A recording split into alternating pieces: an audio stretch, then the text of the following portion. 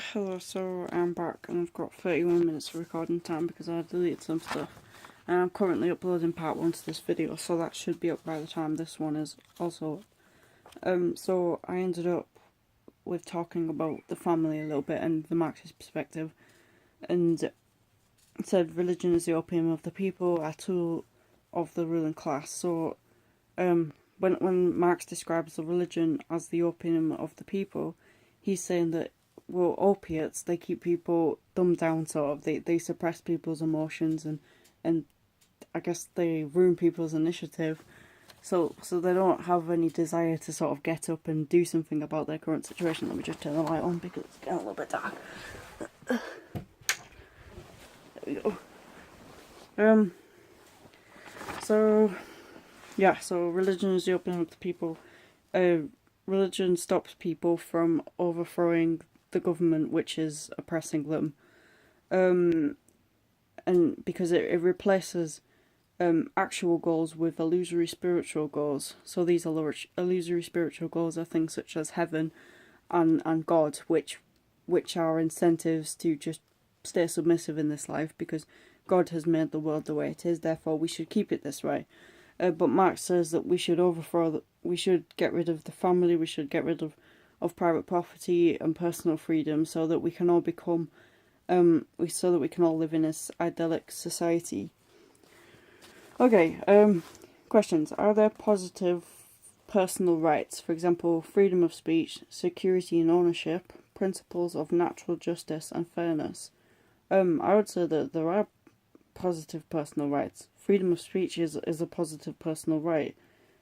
Security and ownership is a positive personal right because, well, the fact that we have a house is a result of having security and ownership. If we weren't allowed to own things, then anyone could just walk into our house at any minute and take the stuff that we supposedly own but we don't actually own because it's just stuff that we have.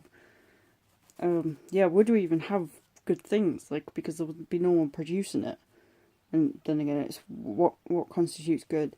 Okay, principles of natural justice and fairness. I don't know, fairness and natural justice, so what exactly does that mean?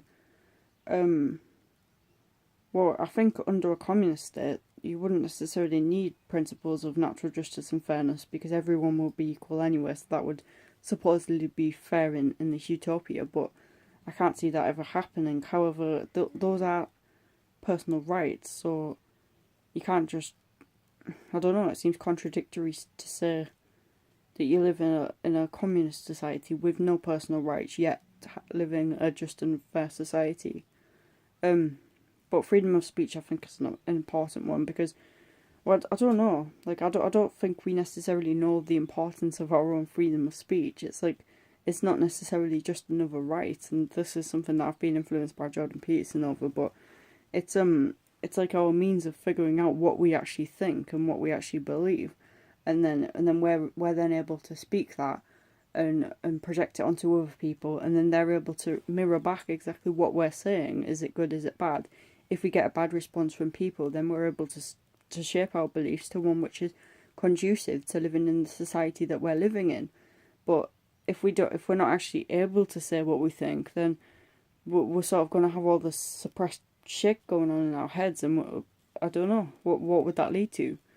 And also, suppressing the freedom of speech is generally a precursor to totalitarianism because in the Soviet Union, like, people were put in the Gulag camps and imprisoned because they spoke out against the state. There was, I think it was like 1 in 4 people, this statistic might be wrong, but as I remember it, so 1 in 4 people were actually spies working for the government.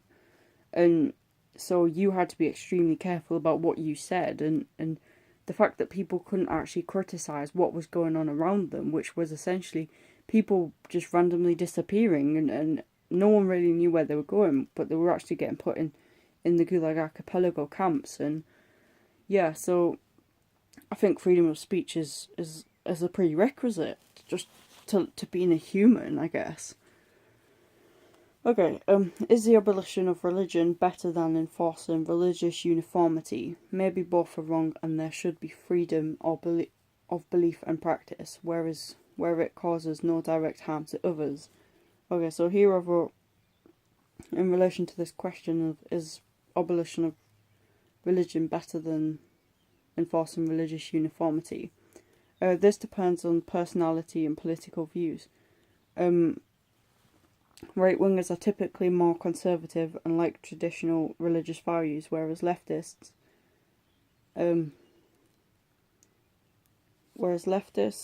liberals are more progressive and see religion as obsolete and preventing progression. Maybe it's not that both are wrong, it's just that they are different, and depending on the nature of the knower will depend on how society is interpreted. We can see that this is the case by looking at democratic political climates. And here I've linked to the harm principle with Mill. So should maybe both are wrong, and there should be freedom of belief and practice where it causes no direct harm to others. Okay, so here the question. I didn't really understand my answer, to be honest. Is the abolition of religion better than enforcing religious uniformity? So religious uniformity is the idea that we enforce one religious system which governs a specific, I don't know, country or state or whatever. But in places like France, I believe that they've actually made it illegal for people to publicly worship religion, so they're not allowed to wear religious symbolry. And I remember studying that briefly. But yeah, I don't really know about that much. Persons are the sum of their social relations. Individuals are subordinate to the social good and to the dialect of history. Are persons morally free beings destined for eternal life? That freedom must be socially conditioned, but can responsible individual choices not influence events rather than being caused by one's place in society? Okay, so that's like a liberal argument, I guess. Violent revolution may be needed to support the progress of history towards the classless society. So there's an obvious opposition to this, or at least there should be an obvious opposition to this in the context of religion, because Jesus was essentially a pacifist. He was against violence, full stop. But then, I guess we can look at. Well, I can implement Bonhoeffer again here, because Bonhoeffer said that Bonhoeffer was essentially a pacifist like Jesus, but he said that the injustice was so huge within society that he could actually justify plotting to kill Hitler, because he believed that if Hitler died, then the Nazi regime would break down and stop, and that would be for the greater good. So I guess it's a little bit like moral relativism. It's like he had to go against the commandment of thou shalt not kill, or at least he tried to, in order to achieve a greater good of stopping more people from dying. So I guess you could make that argument. So violent revolution may be needed to support the progress of history towards the classless society. But then again, what if the classless society never comes, and it's just like you have a violent revolution, millions of people end up dying, and we just end up going back towards capitalism, and that's also a possibility. It's like we're not exactly certain where history is going, and that's an assumption that Marx makes. And also it doesn't seem very Christian to advocate for a violent revolution. Okay, so is revolution ever permissible for Christians, or is political obedience a virtue? Link back to Bonhoeffer. Does violence not beget violence, and socialism become conservative state control, which never withers away? The Bonhoeffer it actually talks about Bonhoeffer. The Bonhoeffer dilemma. Violence may be a last resort if it seems the only way to prevent great evil, but the rule of law is better, and doing one's own job with a reasonable living standard for all, and a secure society is perhaps the best one can hope for. Okay, so Bonhoeffer says that we should actually abide to the rule of law, because that's essentially what God wants. But then if things do become pathological, then we can resort to violence in order to be able to stop that from happening. But that's got to be a last resort. It can't be the first thing on the cards. So perhaps before we attempt to abolish injustice within society, we first have to look at more pragmatic means of doing that without resorting to violence.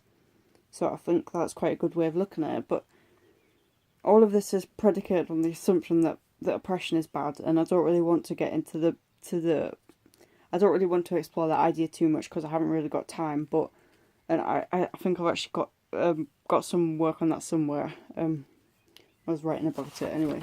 Okay, so I'll just carry on. Sartre said, Marxism, as the formal framework of all contemporary philosophical thought, cannot be superseded or replaced. But a more consistent materialism eliminates any purpose or goal in history. Christian thought generally stresses personal rights and responsibilities, but it is sceptical of a perfect society on earth, or of any political formula leading to one. Yeah, so Christians, they essentially believe that perfection is only achievable after death, in like an afterlife. So we can also link this to Plato, and it's interesting because Plato seems to be quite influential on Christianity, Plato's philosophy. But yeah, because there's this idea that that which is perfect isn't material. We can't achieve perfection on earth. We can only reach it after death in the realm of the forms. But obviously, it's a little bit different in Christian thought. Yeah, so Marx promised for a perfect utopian society on Earth, and is this even possible? And I would doubt it, but I've got some writing here, which I think links to this. This is what seems to separate Marxism from Christianity. Marxism has overtly Christian roots in its values and how people should be treated within society. But Marx wants to bring the heavenly utopia, only achieved after death in Christian doctrine, to the tangible world. But many theologians believe perfection can't be attained on earth. Trying to do so inevitably fails, because God created a flawed world purposefully with justification. Imperfection seems so deeply embedded into our being that perfection is never attainable. Perhaps we can come close on an individual level in extreme circumstances, but on a social and societal level this is impossible. We can perhaps improve, but communism clearly isn't the answer. A classless society is impossible. Inequality is inevitable due to ineradicable individual differences. Okay, so perhaps I'm making a little bit of an extreme assertion by saying that communism is impossible, but I don't know, I feel like I have good reason to believe that that's the case, and that little paragraph right there sums up what I was trying to say before, but a little bit more eloquently. Gustavo Gutierrez, A Theology of Liberation. Theology as critical reflection on praxis. It should interpret and explain current historical events. Theologians should engage with the poor. It arises from a Latin American perspective, the third world, but extends to any oppressed class. The word class becomes very vague and no longer refers, as in Marx, to the proletariat. But must there not also be a theology for the rich? ? That would be concerned with the responsible use of resources and contribution to the welfare of all. Okay, perhaps that's the case. Perhaps there should be a theology for the rich, instead of just trying to focus on a bottom-up fixing of the economic system. Maybe we should have a theology for the rich, where the rich also have to abide by something and learn to be responsible in their use of the environment and their treating of the workers and things like that. We shouldn't just completely ignore the rich and only have a preferential option for the poor. Rather, perhaps we should, I don't know, give some preference to the rich, but in a different sort of way that we give to the poor. And that's a possibility. Humans have control of their own destiny. Every man has a right to participate in the political process. We need a permanent cultural revolution, new ways of being human to achieve total fulfillment of the individual in solidarity with all. But perhaps total fulfillment is not achievable, and we will never control our own destinies completely. Permanent revolution leads to insecurity, and perhaps political decisions should be made by the informed and experienced, not by the votes of many who will be ill-informed and inexperienced. The Second General Conference of Latin American Bishops at Medellin, Colombia, 1968, and Puebla, 1979, at the Popes were present. Their preferential option for the poor was reaffirmed without ambiguity, says Ratzinger.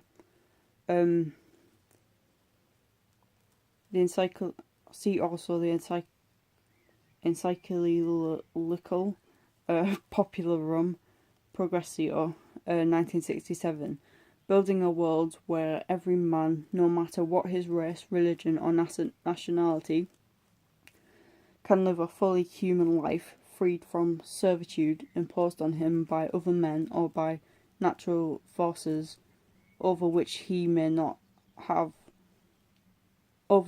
has not sufficient control. So any Christian view which does not responsibly seek a political system which makes such an option must be questionable. So this is essentially advocating for personal autonomy, whereby people can be free to live a human life in a rather calm way, where they're perhaps separated from suffering, but perhaps we can't be completely separate from suffering. Suffering is maybe an essential part of being, and I don't know, it just seems a little bit rosy, like they're expecting too much almost. But here it says that Christian doctrines who don't support this sort of view of having an autonomous society should be questionable. So, yeah, I don't know. Three meanings of liberation in Gutierrez: freedom from political oppression, the assumption of control over one's destiny through historical progress, freedom from sin. The third is essential for Christians, the first desirable, and the second might seem unlikely. Salvation is not reserved for an afterlife. Woman, I need a drink. Okay, where was I? Salvation is not reserved for an afterlife and is not individually moralistic, my salvation, but it is fulfillment now for all, material and spiritual, an intra-historical reality. Change is possible, the kingdom comes on earth, God acts to redeem in history. Do things get better? The Exodus was a political liberation. Eschatology promised a just society. Partial fulfillments through liberating historical events, which are in turn new promises, making the road towards total fulfillment. Maybe the kingdom is only fulfilled beyond history, though. Yeah. My mind's going to sleep.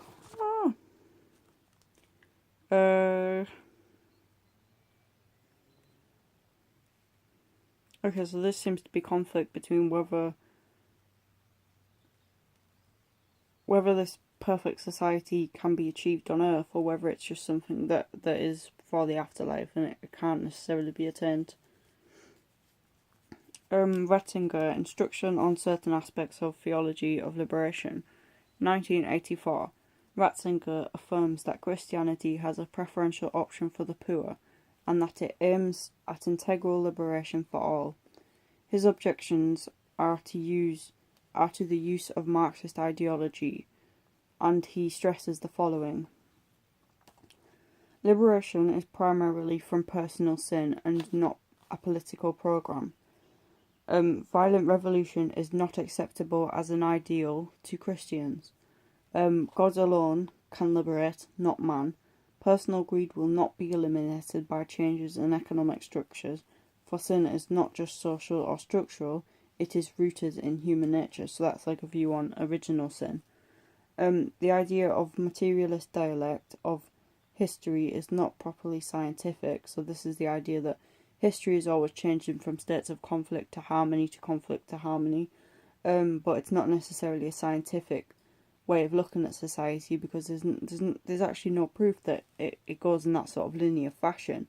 Perhaps it's a little bit more arbitrary than that, and we can't necessarily predict the future, and we shouldn't be so quick to assume that, to claim that it's a scientific truth that we're going to have this sort of feudalist, capitalist, socialist, classless society, which is what Marx claimed. So I think Ratzinger is definitely opposed to the idea of Marxism, and he wants to have a disconnect between liberation theology and Marxism. So yeah, so it's almost like he's taken aspects of Marxism, but he doesn't want to take the whole of Marxism on board because that would be too that wouldn't be very Christian, because Marxism is essentially an atheist doctrine, so we can't take on board the whole package when it comes to Marxism and socialism.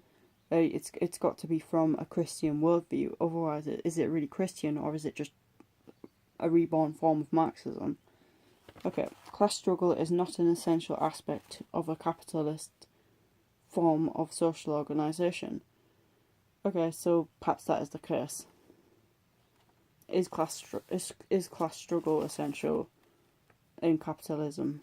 Well, it's hard to say because capitalism is such a vague term. Essentially, there's multiple different kinds of capitalism, and even some forms of socialism whereby capitalism is functional, such as democratic socialism. So maybe this is more what he's advocating for, because democratic socialism is where there's public ownership, but it's in a capitalist society. So it's like, well, the poor people are taken care of, but it's not that the state has complete control over everybody, and it's not a dictatorship.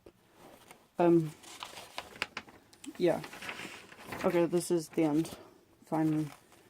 Persons are not subject to the collective, which leads to totalitarianism.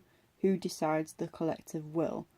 Yeah, so this is sort of a critique on identity politics, which is essentially what Marx does. He collectivizes people into oppressed and oppressor, and obviously there's got to be someone who decides the collective will, and who's that going to be?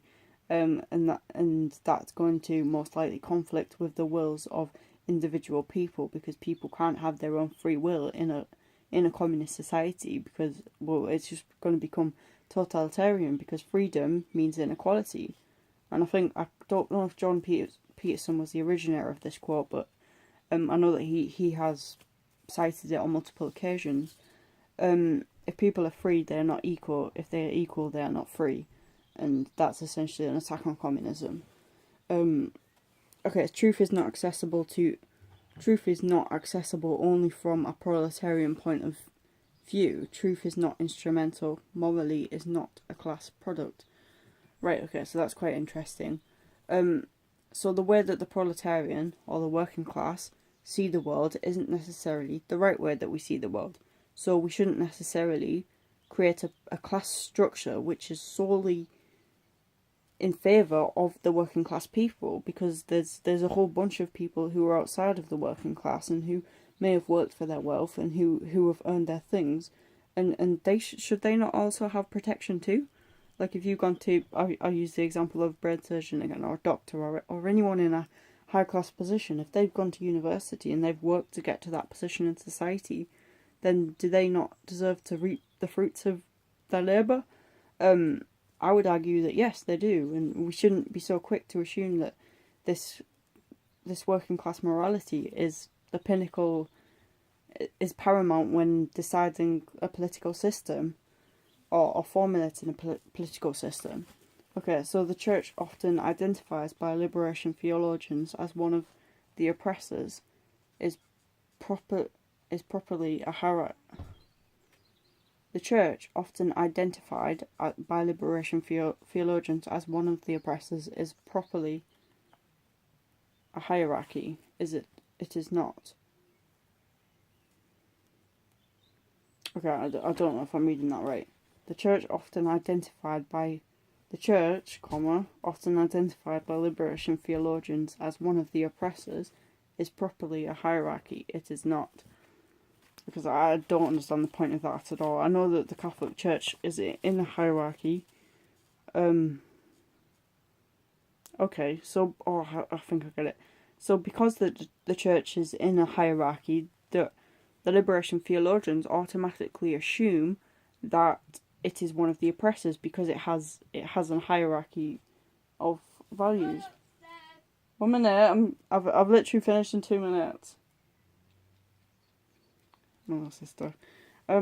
So, but it seems to be the case that the whole world is made out of hierarchies, and these are competence hierarchies. And again, I'm being influenced by Jordan Peterson when I'm saying this, but hierarchy is something that we can't escape from.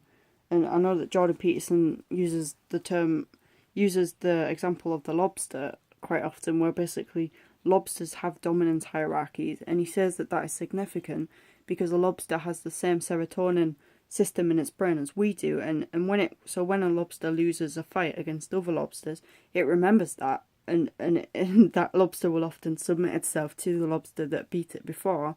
So there's hierarchies even within lobsters, and so that suggests that a hierarchy isn't a mere social construction of something. It's like literally millions of years old, or I can't exactly remember how many years behind an evolution that lobsters are from us, but that's how old the hierarchy is. It's more than millions, so it's not just a social construction, like Marx likes to claim.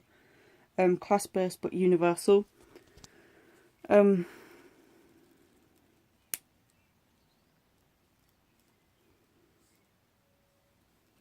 Okay, I don't get that last one. Anyway, that's pretty much it. So I'm gonna end off there. And yeah, thanks for watching.